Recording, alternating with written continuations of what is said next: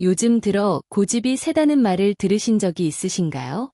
나이가 들어가면서 나도 모르게 왜 고집이 생기는지, 어떻게 해야 하는지 말씀드리려고 합니다. 인생 경험이 많은 내 말이 맞아 이 말을 하는 꼰대는 아닌지 생각해 볼까요? 개인차가 있지만 나이가 들수록 자기 주장이 세지면서 남의 의견을 잘 받아들이지 않으려는 경우가 있다.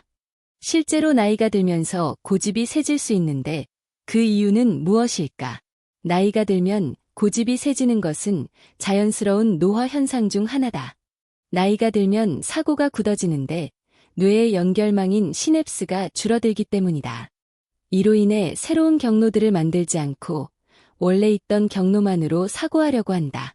서울대 심리학과 교수는 나이가 들수록 자기가 해왔던 것들을 고수하려고 한다며 이전에 생각해왔던 자신의 신념, 가치를 따르려다 보니 고집이 세질 수밖에 없는 것이라고 말했다. 자기 방어 때문일 수도 있다. 나이가 들면 신체도 굳어 이전과 달리 유동성 있게 날렵하게 활동하고 사고하기 어려워지면서 새로운 것들을 꺼릴 수 있다. 서울대 교수는 젊었을 때는 두려운 게 없지만 나이가 들면 신체가 이전만큼 활성화되지 못해 그것으로부터 오는 자기 방어가 생길 수 있다고 말했다. 또 본인이 잘못할 수도 있다는 우려에서 신중함과 조심성이 더 강해지면서 고집이 세질 수 있다고 말했다.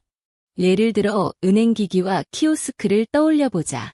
본인이 잘못 사용해서 기계가 고장이 나면 문제가 생기기 때문에 자기 방어와 자기 보호를 위해 은행 창고나 대면 주문을 고집할 수 있다는 것이다.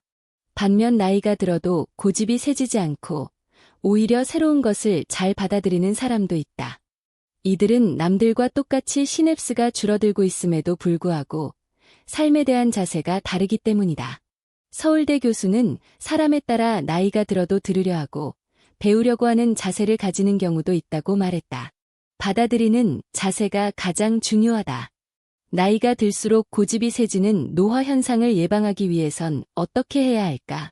서울대 교수는 특히 노년기에는 지혜가 필요하다며 지혜를 가지려면 가장 먼저 배우려고 하는 자세가 필요하다고 말했다.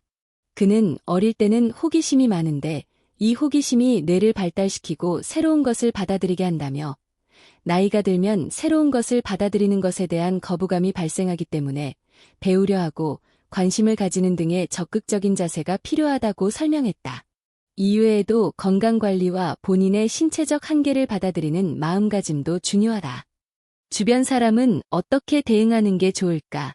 본인의 스트레스가 크지 않다면 맞춰주는 게 가장 좋다.